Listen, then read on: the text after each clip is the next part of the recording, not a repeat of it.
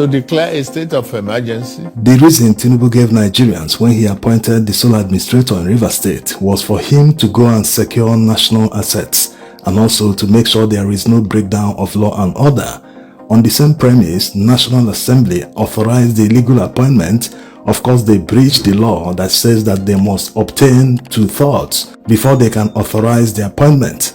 And now, the illegal sole administrator has deviated from his mandate from securing Rivers State to delving into politics. He first started out by sacking all political appointees. Now he is now appointing political appointees.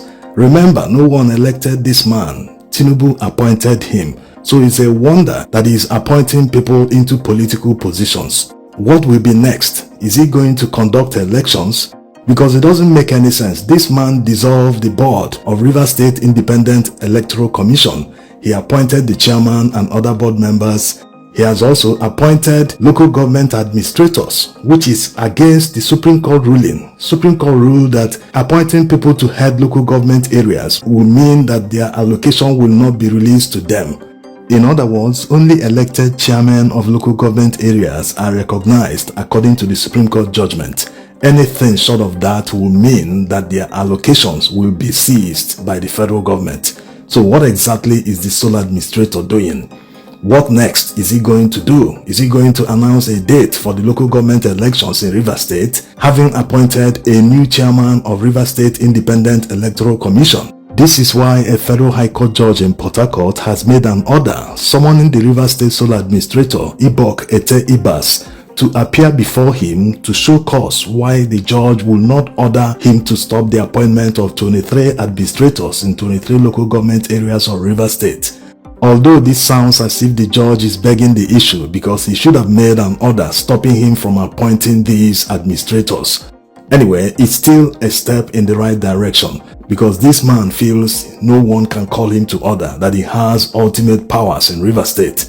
Remember when Tinubu was making all these suspensions, he specifically named the judiciary that they should continue to operate, as if he has the power to suspend them. Even military men couldn't suspend the judiciary when they were in power. Under the military, the courts continued to operate. We had fearless judges at the time that made many orders against the military in power at the time. Nigerians fought the military using the courts, unlike now that most judges are afraid. Yes, they already know the body language of their superiors, so going against that means putting their careers on the line. So it's very understandable, but the blame still goes back to the judiciary. Remember, it's the Supreme Court that put Tinubu in power. Yes, if they didn't rewrite Nigerian constitution, he wouldn't be there today.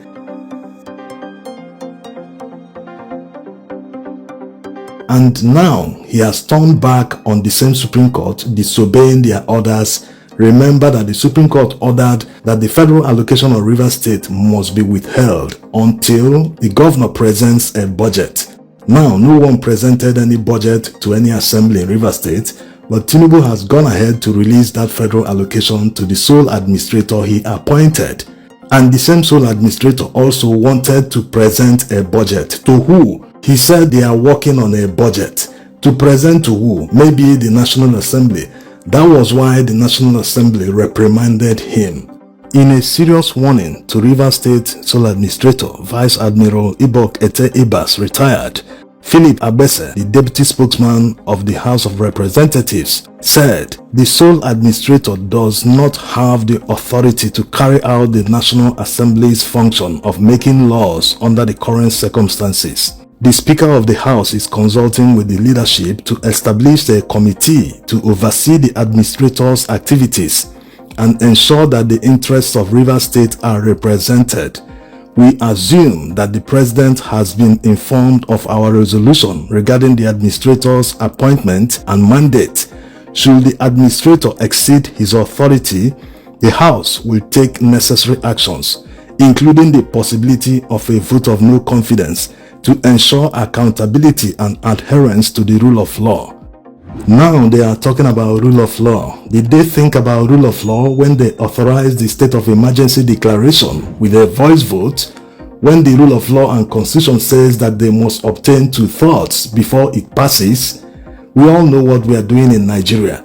Maybe they are expecting their palms to be greased once again so that they will look away, pretending as if nothing is happening, and the man and whoever sent him will have their way, because it's very obvious that the man is on a mission. Otherwise, why is he involving himself in politics?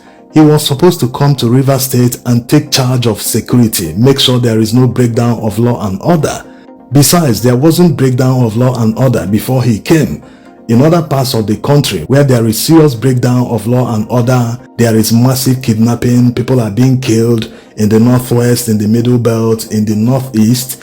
Even Borno State governor recently claimed that Boko Haram currently has an advantage in Borno State, that Borno is falling. So all these places, they can't declare a state of emergency. Only in peaceful Rivers, where people are minding their business, they've not even thought about protesting the illegal appointment of a sole administrator. Now, the illegal appointment of a sole administrator in Rivers State and subsequent suspension of elected officials have come under the radar of a US-based law institute, the Law Research and Development of the United Nations.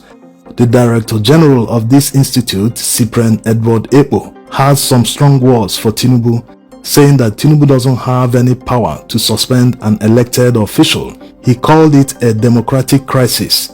In a letter he wrote, he said, "It has become widely held global perception that Nigeria's judicial system suffers a crisis of confidence. Many have lost faith in the court's integrity, moral standing, and intellectual credibility.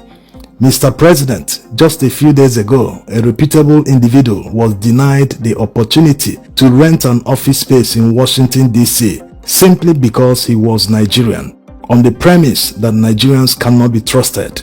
Similarly, a business partner withdrew from a tripartite investment contract solely because a Nigerian company was involved, citing concerns over the dispute resolution clause which designated Nigeria as the jurisdictional venue.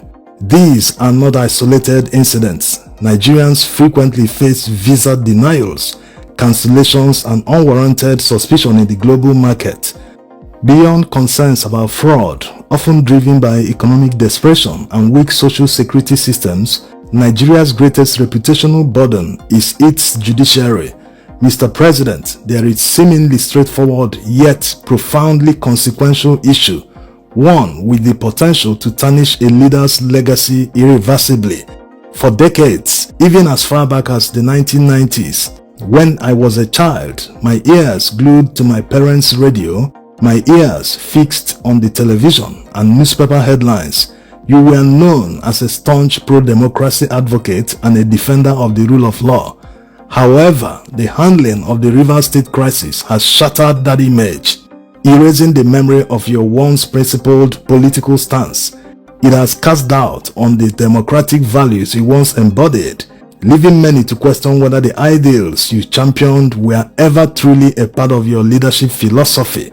It is clear that your advisors, whether out of mischief or ignorance, have misled you, tarnishing your reputation and bringing Nigeria into disrepute on the global stage. I have engaged with many individuals, including senior lawyers in Nigeria, and I have consistently maintained that you, Mr. President, are not to blame for this situation. The responsibility squarely falls on the Attorney General of the Federation, Lateef Fagbemi SAN. Unfortunately, in this instance, he has failed in that duty. It is particularly disheartening that a legal mind of his caliber, widely regarded as one of Nigeria's finest, has handled this matter so poorly. Cases like this, along with the persistent global perception of Nigerians as fraudsters, contribute to constant visa denials, cancellations, and a broader distrust of our nation by the international community.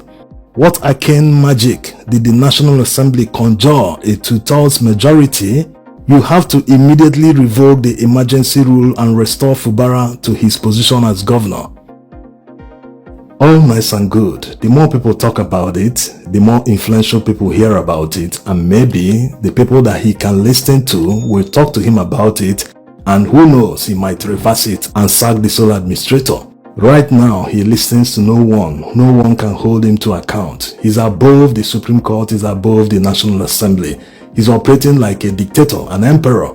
One more thing to correct the impression that Mr. Cyprian made, the fact that Tinubu fought for democracy. No, he never fought for any democracy. He needs to get in touch with NADECO members in the 90s and listen to what they said about him. They continue to say it, but it was made public during the election of 2023.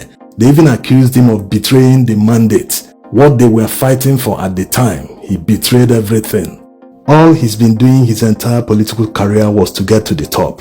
He seized every opportunity that arose along the way to draw the masses to him, and eventually got to that top. So people who don't know him very well, especially when he was governor of Lagos, are now feeling surprised. No, he has always been the same person. He has always had that dictatorial tendencies. So no one should be surprised. He's been the real him. He has never been different. Thanks for watching.